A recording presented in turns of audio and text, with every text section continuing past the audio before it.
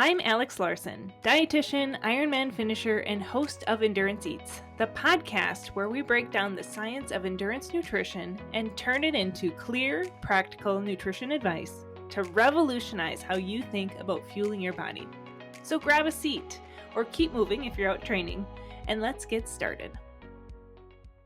Welcome back to the Endurance Eats podcast. Today, I have a very special guest. If you're into running and you're on Instagram or TikTok, you have probably come across her content. Victoria Sekely of Train Smart, Run Strong is joining me today. Victoria is a physical therapist with a huge passion for all things running. She graduated with a Bachelor of Science degree from Georgetown University and went on to complete her doctorate in physical therapy from New York University. Victoria is also a USATF Level 1 and RRCA certified run coach. She has been my run and strength coach off and on over the past few years.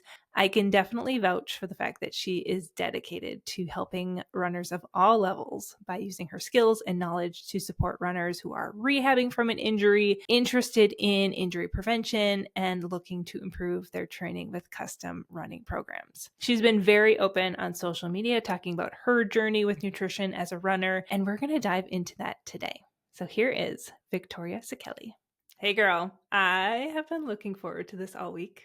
I see you every day on Instagram, but to talk with you is such a joy for me because you are just my people, Victoria. I am so excited to be here. Thank you so much for having me on. Very excited to chat. I feel like we'll have a lot to talk about. And we go back a few years. I hired you as my run and strength coach back in 2022. Yeah. Yeah. And I forever will be this loyal raving fan of you because, and I think I shared this with you at the time, but because of the work that we did that year, I discovered a love for running. And I had ran for years before that, but I just didn't enjoy it. It was my least favorite part of triathlon because I just kind of sucked at it. And you really turned it around for me. Ever since then, I've just really, really loved running. Thank you so much for sharing that with me. I loved our time. Thank you. Life-changing for me. And honestly, it was the fact that 80% of your run training should be easy conversation pace. Yes. That was the game changer. And I got so much faster that summer by doing that. And I was like, oh my God, I actually enjoy my running. Yes. People do too much all the time. Do less. Yes. That's my slogan. Yeah. Do less. Oh, I need that on a t-shirt or something.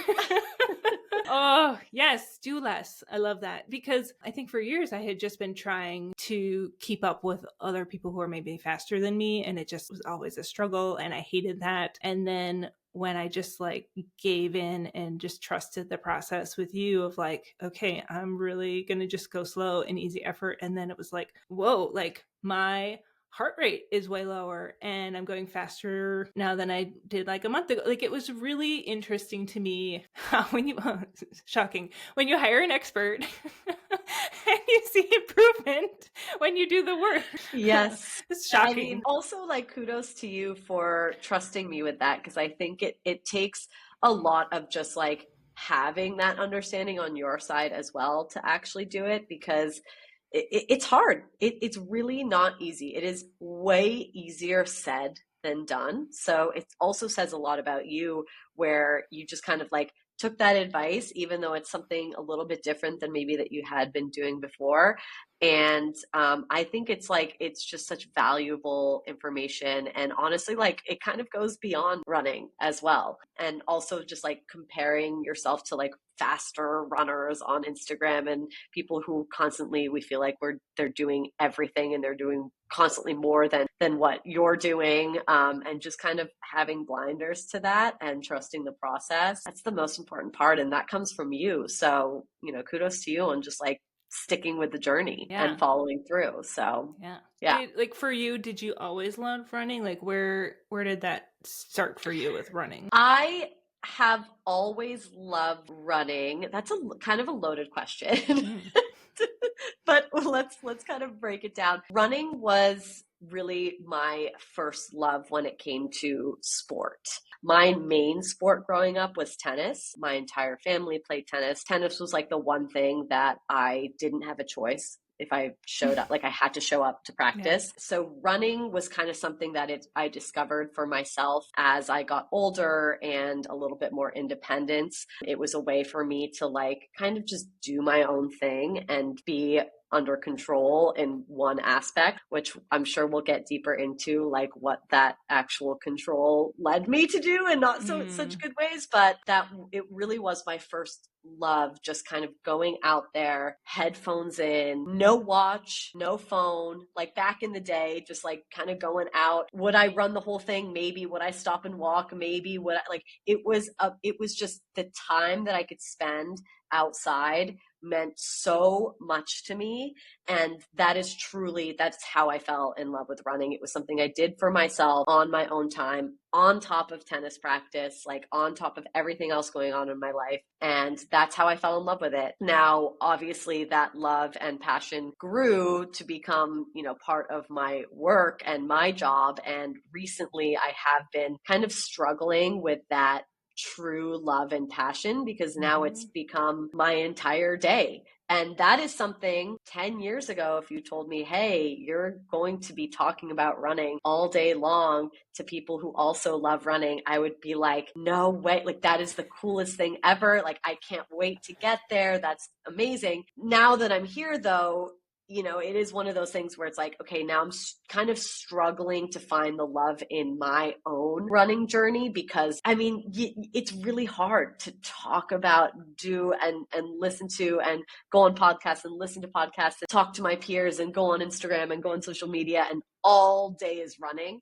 And then all of a sudden now I have to do my own running, my own training. And it's like, I'm just mentally exhausted at that point with running. It was worse a couple months ago, and I can kind of talk about how I've gotten past that lull a little bit, but it does require me to pull back from running, which is something that I never would have thought I've done. But I am genuinely excited to find that joy again and find that like pureness in the running. But it's going to be a journey for sure. So, yeah, Yeah, I feel like that's there's a special, unique group of runners where they can like run massive mileage all year round, like especially those ultra runners where they're just like always in shape for like a 50K. And I'm just like, ooh, that is something I cannot relate to. I think we need to normalize like taking breaks, taking shifts, pivoting a little bit to do something different just for like the mental aspect of things. 1000%. Now, part of Train Smart Run Strong is you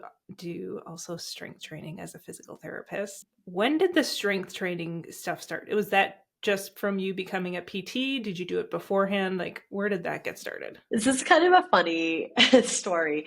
Yeah, I because I've been running for a long time. I think I ran my first race when I was 12 years old. So way before I even knew I was going to be a PT. This was at the time when tennis ruled my life. Had no idea what I was going to do for work, all of that stuff. But I never strength trained. I have always hated strength training. Like it's just not something that has been something like joyous in my life. Like I've never been the person who's like looking forward to going to the gym. Like if I went to the gym when I was younger, it was because I was going to the gym to go on the treadmill. Like it wasn't like ever Yeah. to use some dumbbells or things like that. Never, ever, ever. And I think because I was in tennis so young, yeah, they would kind of, have days where it's like, yeah, you would go and do a strength program with a coach. But it was really, I mean, as a junior, it's like it's lacking in so many different ways. And I just never took it seriously. I never liked it. It was never a day that I wanted to show up for. And that was all throughout college as well, because I played tennis in college. We would have strength days, but it was really a day when my tennis team were like, we'd go into the gym and we'd really just mess around the whole time. Like, You goof off. it Yeah. was, yeah, we would goof off. Like, it was not serious. It was never taken seriously. And I say it to this day, like, I never enjoyed it because it also included the suicide drill and like all of those things you would do when you were younger. Remember, like, all of those like different crazy competitions. And I never enjoyed that. So I just kind of always had this relationship with strength training where I was like, I don't like to do it. So I'm just not going to do it. And then I'll never forget it. I went through PT school. And while I was in PT school, I was running every day, like running a lot because it was my escape. It was definitely at the point where I loved it so much. Like that was my way of working out. I didn't have to play tennis anymore. I was running a ton and I got injured. That was when light went off in my brain, when I was like kind of at this place where I was learning a lot about how the human body works in PT school, how to treat injuries, and all of a sudden I'm injured and I have to treat myself. That's when I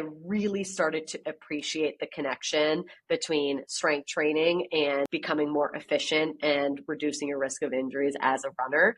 And when that happened, again, a light bulb went off where I was like, and at the time, remember, this is in like 2013, 2014. So when I was in PT school, at that time, even though it was 10 years ago, runners weren't really talking about strength training. I know it seems like now it's all about running and strength training and how those benefits happen. That only happened in the last like 4 or 5 years, very recently. Agree. But back then it was like, I remember when I first started posting on social media in 2019, I would post about the importance of strength training and I would have hundreds of negative comments from runners talking about how strength training is going to make you bulky, how you're going to get injured from strength training. Like that, I will never forget that because that's when I first started on social media and I was like, whoa, that's a lot. Like I can't, I don't know how Run to away. Deal with this, but, This is scary.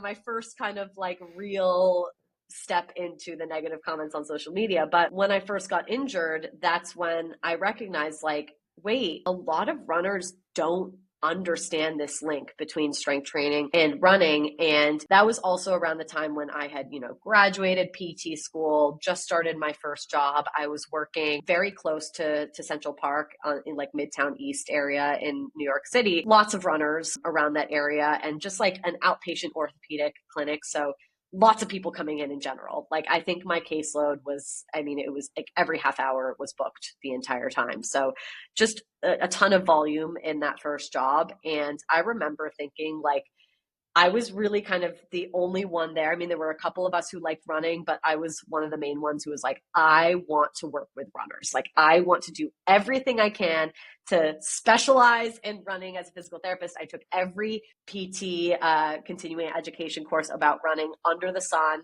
I talked to my boss about how I could specialize in this area. And I was like, went to the front desk. If a runner calls in, put them on my calendar. Like I'll move things around. I'll make sure that I want to work with them. That was where my brain was in the first couple of years out of PT school. Around that time is when I also started this free clinic for runners in Central Park on strength training. And that was like my liaison into social media. Did people come? Did they come? Yeah, there was a pretty solid group of like 10 to 15 of us every week. I'll never forget it. Tuesdays at 5:30 p.m. That's when we met. It was a really fun hour where I would just lead us through like a fun strength routine, completely body weight at the time, like obviously not the best way, but like much more than I would have been doing in my own strength training routine. And everyone who joined me loved it. And we did that every like spring into the summer, obviously not during winters. Once the pandemic hit, I moved that to virtual, and that's how I started my strength app, led into, kind of the Train Smart Run Strong business, all of that stuff. But yeah, to kind of answer this question in a long-winded way, it all started from me getting injured and me just realizing like light bulb in my head, whoa, a lot of runners would benefit from just this knowledge, this link of just like strength training can help reduce your risk of injuries. I got to spread the word. Like, how am I going to spread the word? Free clinics, social media, like all of that stuff. And then that eventually birthed Train Smart Run Strong from there. So yeah, it was really that understanding as I learned more, as I got more educated, as I got more knowledgeable, as I started to break down my own barriers of like, yeah, I hate strength training, but that doesn't mean I should do it. Like I got to find a way to like it, or at least make it work for me. And that's how I did it. So yeah. I feel like just not enjoying it is a big barrier for some people, but Huge. The other one is their fear. Like you already mentioned, the fear of getting bulky. Yeah. Like, it makes me just want to roll my eyes because I'm like, you're not going to get bulky. You are Mm-mm. going to just get stronger physically. You might notice like some muscle gain, but there's so many other pieces to the puzzle that we have to do in order for someone to really get bulky. Like, they have to be at a calorie surplus in order to like put on that much muscle. They have to be doing a lot of strength training in order to like trigger those adaptations. And it's going to take a really long time. And that consistent like nutrition, like there's specific things that we would do with nutrition and strength training in order for someone to bulk Yeah. up. And I when don't you're think doing that much running, it's not going to happen for people. I don't think people understand how much work like bodybuilders put in. Like So much truly work. do Yeah. not understand how much work they put in to look that way. Like that's not going to happen if you strength train 2 to 3 times per week. Like those people are constantly in the gym. They work so hard for that. And I think that the kind of like and no hate against Pilates at all, no hate against yoga, but I think they've done a really good job of labeling this word like toning, getting toned, Mm. and almost like distancing true strength training from the word toning. So people are like, I got to do more Pilates to get toned. And it's like, but actual strength training gets you the desired result, which what is toned anyways? It's like really just more definition with your musculature. Like strength training is going to allow you to achieve that. It's simply a marketing term. And I think that they've done a really good job of making people scared to just go to the gym and do the basics of strength training. Like they now have to go to these classes and like get into these crazy, insane, like different positions and movements that are like, wait, what's going on, in order to make them feel like they're doing something. But in reality, like stick to the basics. Yeah. 100% agree.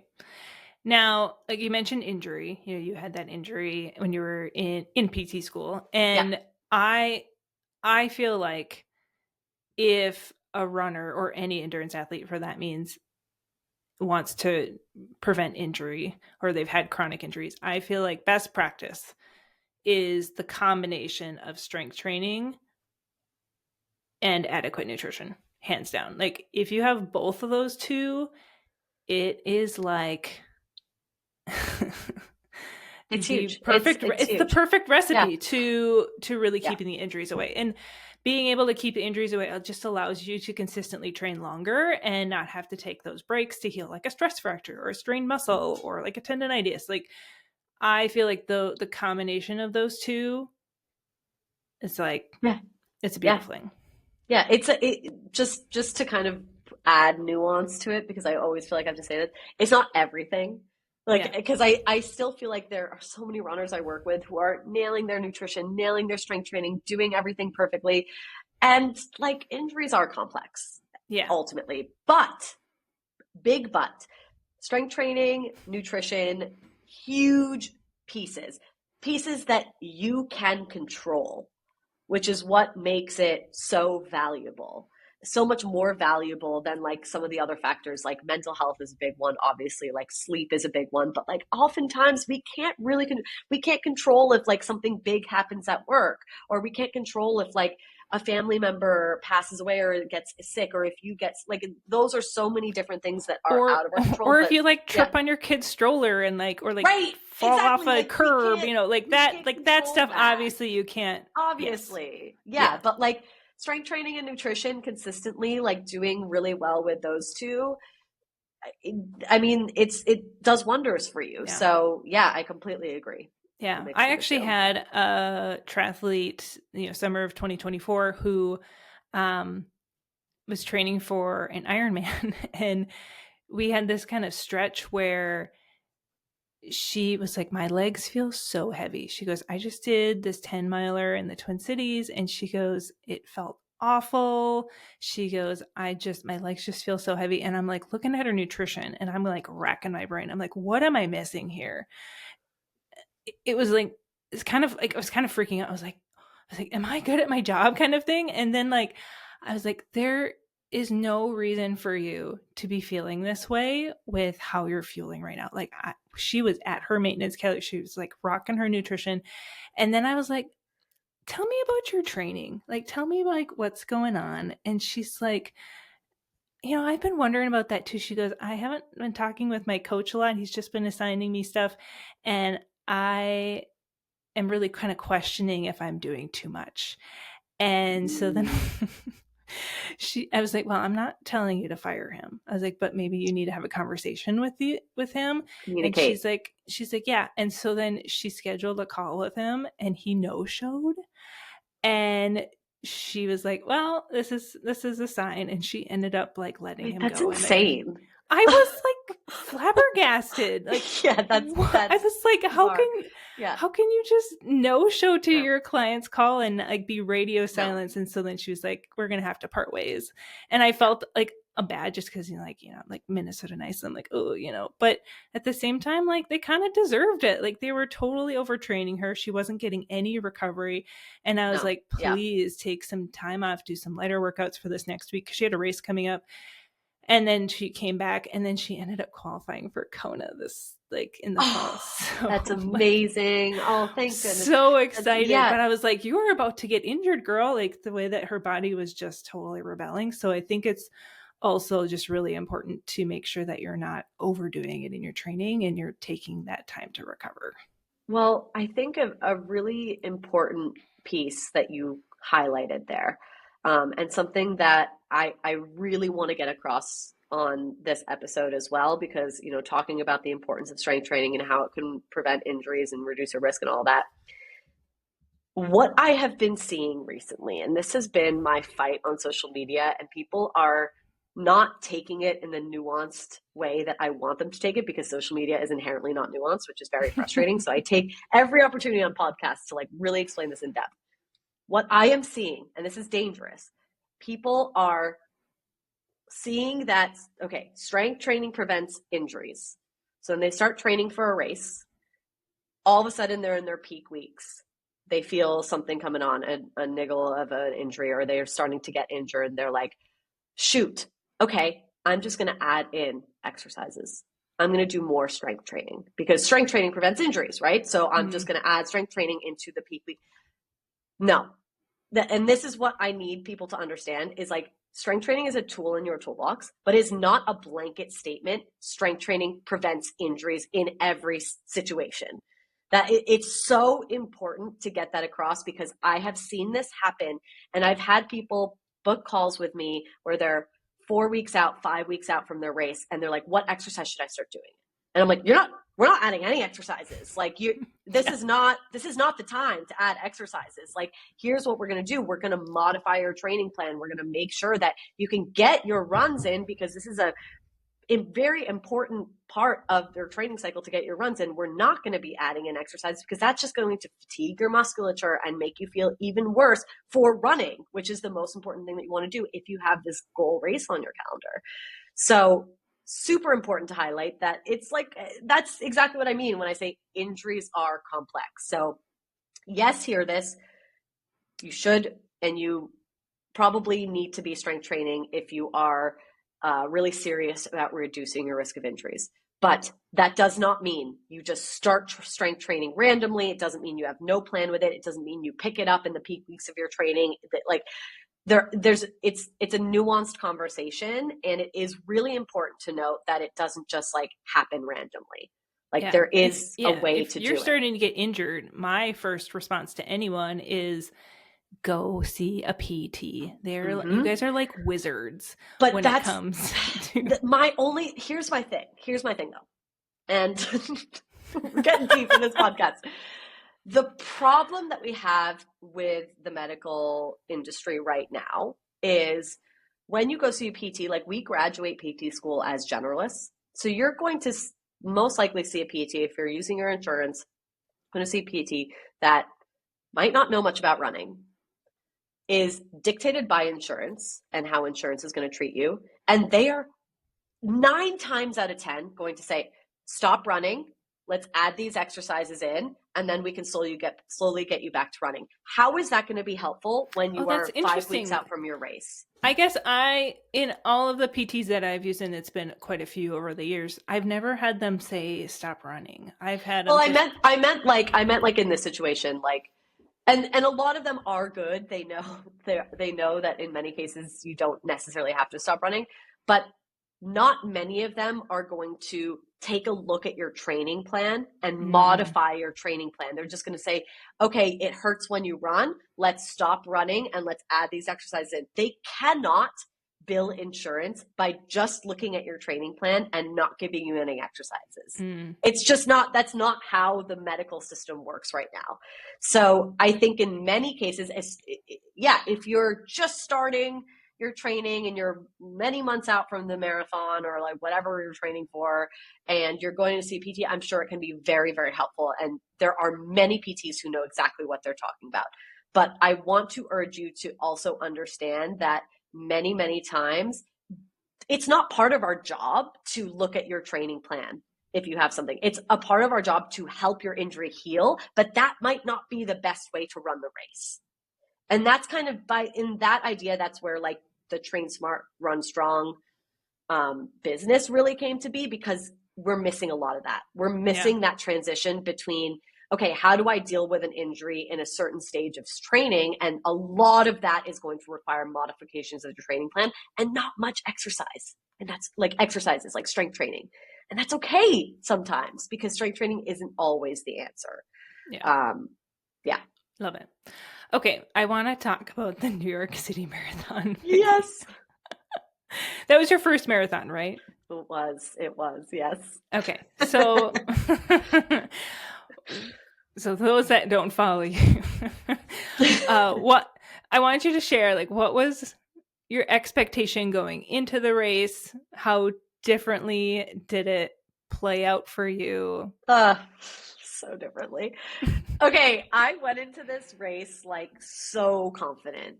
Like just like I was convinced that I was going to BQ. Like I was like, I'm going to get a Boston qualifier. Like it's my first marathon. Yeah, it's a super hard course, but like whatever, I'm ready for this. My training went well.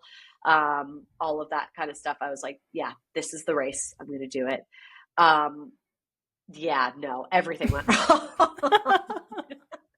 But we laugh now. It wasn't a laughing matter during it. It wasn't, but in hindsight, grateful for that experience, because how much I have learned from that, like it really, it's just so awesome how like you can learn from how when things actually go badly, probably more than when things go well. Yeah, and right? when things actually happen, like I don't know if I would have learned as much as I had if things hadn't gone the way that they've gone. So for anyone listening, I ran the 2022 New York City Marathon.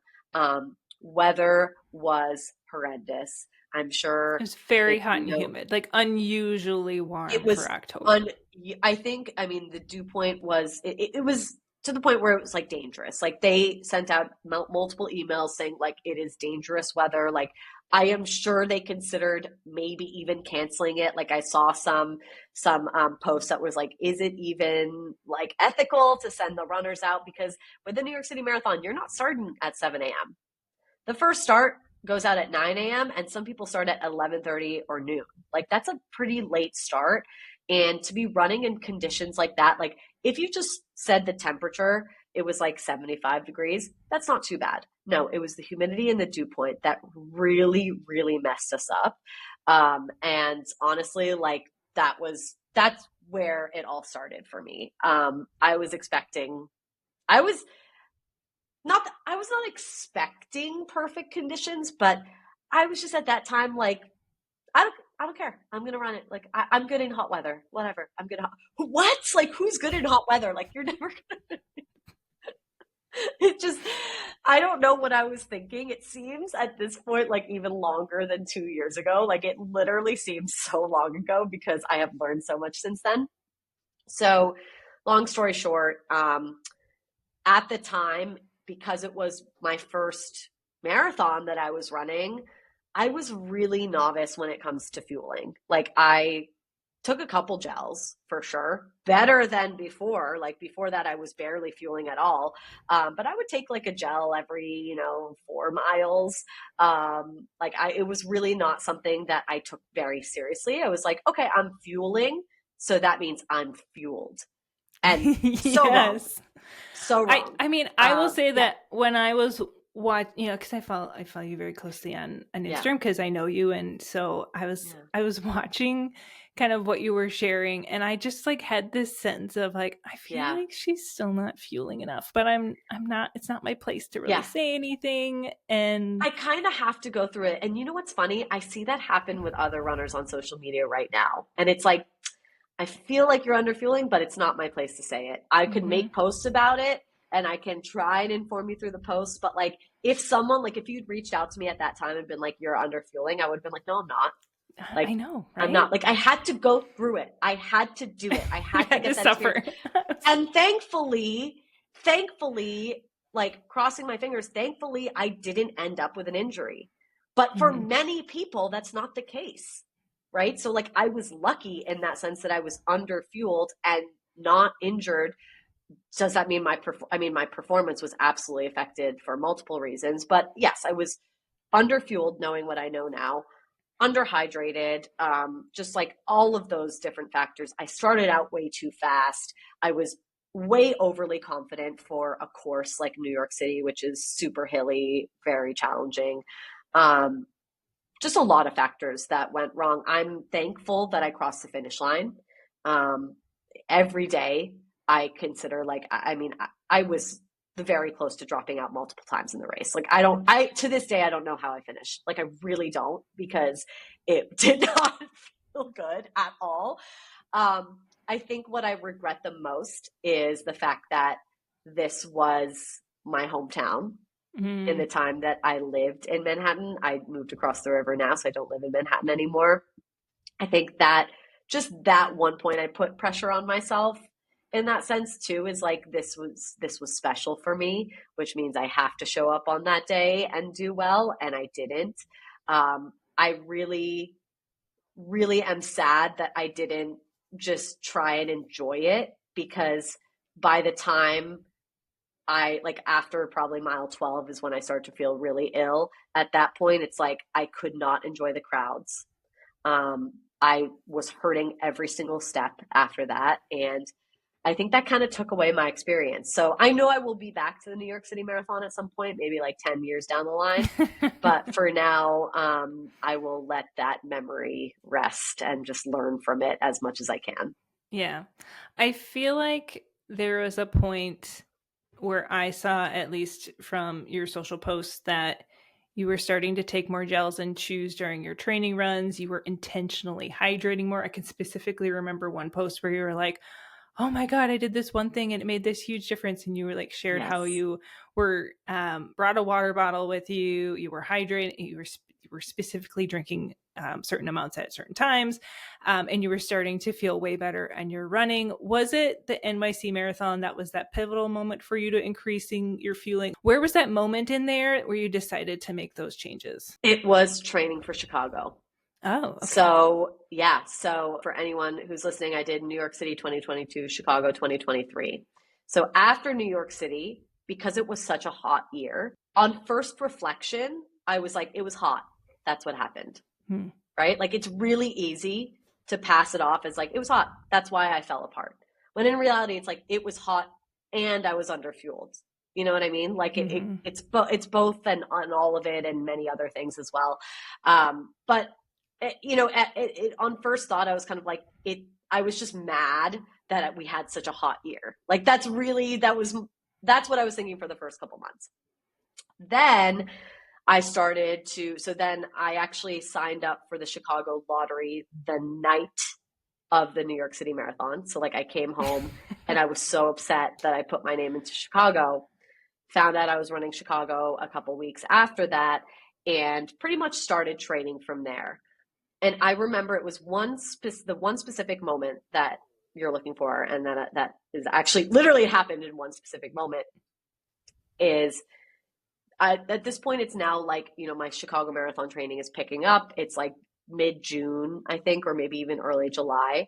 And I go out for a long run with my coach and my friend and fellow podcast host, Treg, who also ran New York City Marathon with me. The three of us go out. It's a super hot and humid day. I felt the same way I felt during New York, Mm. where it's the kind of like dehydration, heat stroke. I Death. remember feeling like I wasn't sweating anymore. Like, Oh, that moment where you're that's not like, good. I feel ill. Like, I don't feel good. And I was fueling and hydrating. So I thought it was okay. But like, it was at that moment where I was like, no, something's wrong. I don't like this feeling. And like, I don't have heat stroke from the New York City Marathon 6 months later. Like, that's not how this works.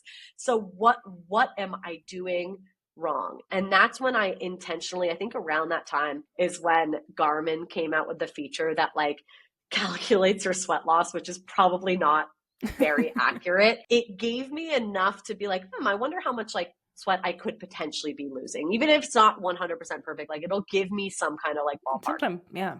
And I looked at it, it was like, whoa, I drank maybe half that in like water, even though I was like kind of drink like I felt like I was drinking as much as like my coach and my friend. I mean, to be honest, I'm not really tracking how much they are, just like how many times we stop for water, and like every single person's different, obviously. But when I looked at that metric, I was like, I'm not drinking enough. And then I started to be like, because long story short, I have had a history of disordered eating disorder, like everything. That metric is what made me be like, wait, am I eating enough actually? Like, let me actually start to calculate this. Because I was scared, like, honestly, I was scared too, because when I was in my disordered eating cycle, I was calorie counting, and that I did not want, I was avoiding doing that because I didn't want to go back to that, like, I'm counting how many like that, the association Oh, made me interesting. feel bad, which is why I didn't start. Obviously it was a mistake. I really should have been doing that. But that was the moment where I was like, oh my gosh, I'm severely underhydrating. How much am I underfueling? And that's when the mindset shift happened. And I swear made my Chicago experience change in from one run to the next. Like all of a sudden it was like, I'm drinking this much in this amount of time, and I'm going to eat this much in this amount of time. And it was like from one run where I felt like absolute crap, felt nauseous, felt like I was getting heat stroke again, to the next run, crushing my intervals, running longer than before. And like, it was really that simple. Like that simple. And It's it's not like so I even had quick, to, right? it's so quick. Like it's Yeah. so quick. I It had was one so triathlete easy. who Yeah. messaged me a week after we had our first call together, and she's like, Yeah. do carbs work this fast? She goes, I just Right. had my second fastest 10K ever, and that included the warm up and cool down. I was like, yep, they give you superpowers. Let's keep going with the carbs. And she was like totally on board. Yeah. It's so fast. Well, I also have to say none of this would have happened without people like you, the registered dietitians who are like, you guys are constantly posting all of your posts, all of the posts that I see from the people who I respect and I follow. Like, you guys, yes, there was that one moment that had to happen, but you guys are the reason that happened. You know what I mean? Like, without your knowledge and education, like I would have never made that link even. So, I mean, that's why I like always try to highlight you guys on social media and all of that stuff, because I think it's what you do is so important. And I think since then, it's just been this journey of also unlocking the importance of nutrition with injury as well. And, really having that conversation with my athletes. If you're chronically injured, like you gotta work with an expert. You have to work with a professional in this area, and like it can help you tenfold. So yeah, thank you for all that you do. Oh my gosh. I love it. I love it so Yeah. much. Now that you've been through this whole journey, and obviously there's more to come for you in your own running and with Train Smart Eat Wrong, like how do you define success now as a runner, like both in terms of like performance for you and even with your nutrition? I have worked a lot on this because there's a whole other piece of success for me and my trauma and from sports from a young age. Like I'm in therapy currently working through all of this. I think we It's an all should have therapists. ongoing, I've had yeah, one in my life as well, off and on.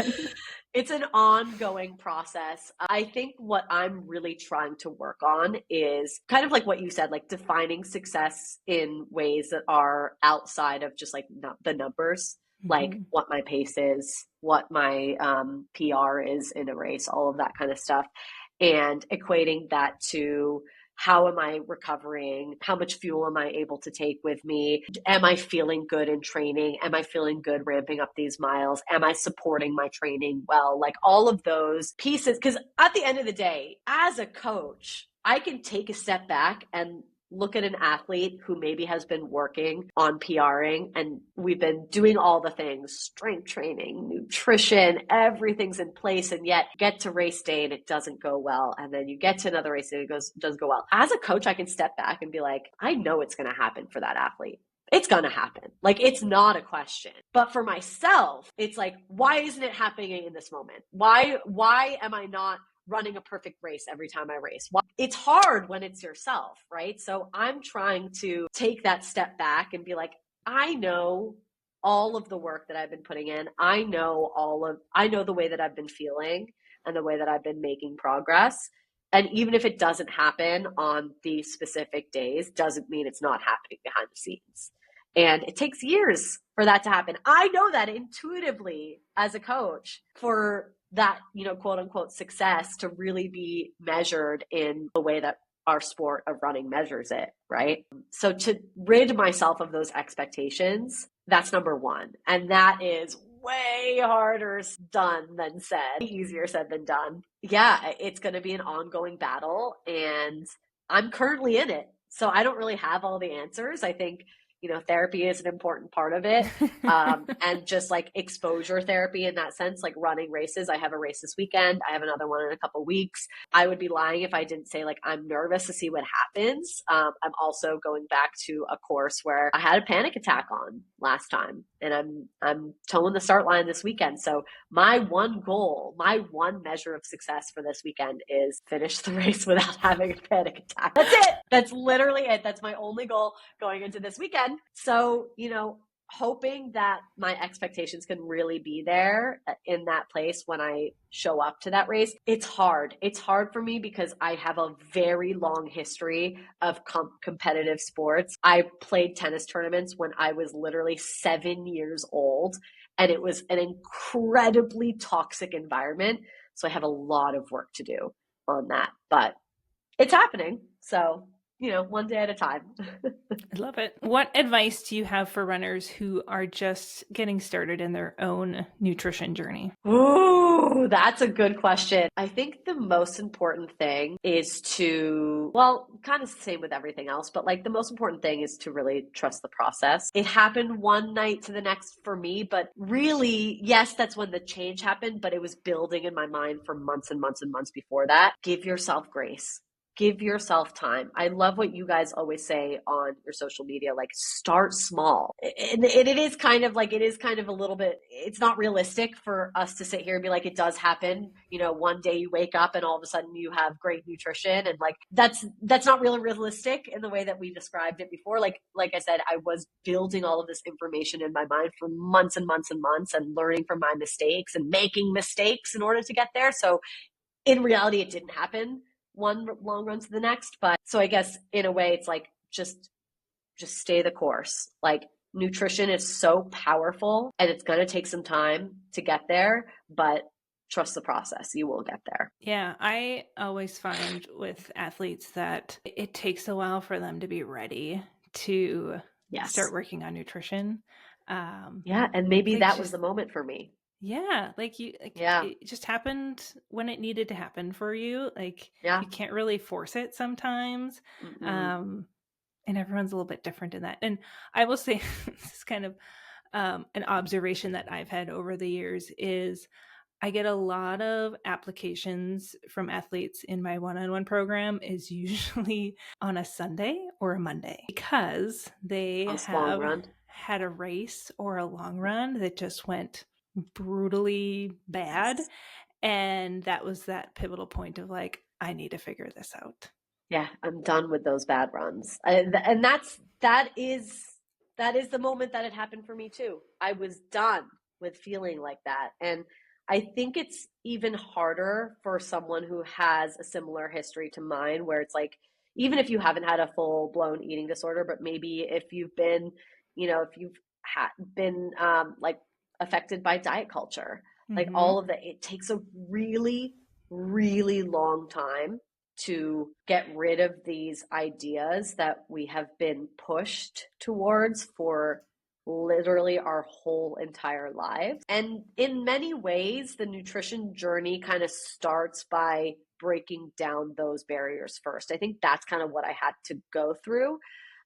Even though I, wasn't in like any kind of active eating disorder, I wasn't like intentionally trying to do anything, but kind of have to recognize that like the way that you're thinking never really leaves you there. And like there's a lot, we see these commercials every single day, social media posts every single day, making us scared of sugar and like all of these, different things. And we have to constantly be fighting against that. And I think specifically for the running community, for the endurance sport community, it's even more important to see through that and to kind of break those down. I agree. Yeah. I agree. Oh, I love it. Victoria, how do people find you, contact you if they're interested in working with you? If they're not following you on Instagram or TikTok, they need to be like, where do they look? Yes, so my Instagram and TikTok is at Train Smart Run Strong. If you're looking to work with me, I always highly recommend booking a free discovery call through my website, which is trainsmartrunstrong.com. We can chat, figure out if we're the right fit. So that's the best way to get in touch with me. Victoria, I adore your story. I'm so excited to see what's to come for you in your own running and nutrition journey. Thank you again today. It's always just a pleasure to catch up with you, my friend. Thank you so much. This was so fun, as always. I don't know if I can say this enough, but your support and feedback means the absolute world to me. So hitting that follow button on the podcast, listening to these episodes, submitting a review, I am forever grateful. I want to thank you again for joining me on another episode of the Endurance Eats podcast. And remember, when it comes to nutrition, it's all about finding what works best for you. I'll see you soon in the next episode.